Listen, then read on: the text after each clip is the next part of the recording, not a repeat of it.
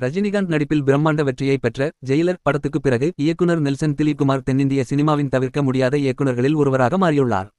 தற்போது அவர் தனது அடுத்த மெகா ப்ராஜெக்டான ஜெயிலர் 2 படத்திற்கான வேலைகளில் தீவிரமாக ஈடுபட்டு ஜெயிலர் படத்தின் வெற்றியை தொடர்ந்து அதன் 2ஆம் பாகம் உருவாகும் என்று உறுதி செய்யப்பட்டிருந்தது. இந்த ஜெயிலர் 2 படத்திலும் சூப்பர் ஸ்டார் ரஜினிகாந்த் முக்கிய கதாபாத்திரமான முத்துவேல் பாண்டியன் ஆக நடிக்கிறார். இசையமைப்பாளர் அனிருத் ரவிச்சந்தர் தான் இந்த படத்திற்கும் இசையமைக்கிறார்.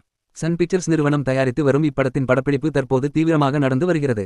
ரஜினிகாந்த் சமீபத்தில் அளித்த பேட்டி ஒன்றில் ஜெயிலர் 2 படம் 2026ஆம் ஆண்டு ஜூன் 12ஆம் தேதி வெளியாகும் என்று தெரிவித்திருந்தார். முதல் பாகத்தைப் போலவே இந்த 2ஆம் பாகத்திலும் பல முன்னணி நடிகர்கள் இணைந்திருப்பதாக தகவல்கள் வெளியாகியுள்ளன. ரஜினி கமல் இணையும் பிரம்மாண்ட ஜெயிலர் 2க்கு பிறகு நெல்சனின் அடுத்த படம் குறித்து தான் கோலிவுட்டில் இப்போதைய ஹாட்மில் சினிமாவின் 2 உச்ச நட்சத்திரங்களான ரஜினிகாந்த் மற்றும் கமல்ஹாசன் இணைந்து நடிக்கும் பிரம்மாண்ட படத்தை நெல்சன் தான் இயக்கப் போகிறார் என்று ஒரு தகவல் தீயாக பரவி வருகிறது.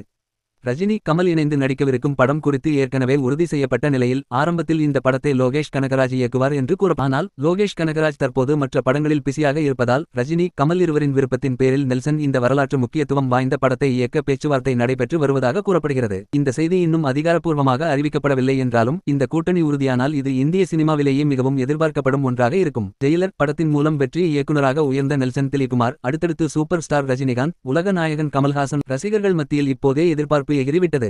கூடிய விரைவில் இந்த அதிகாரப்பூர்வ அறிவிப்புகள் வெளியாகும் என்று எதிர்பார்க்கலாம்.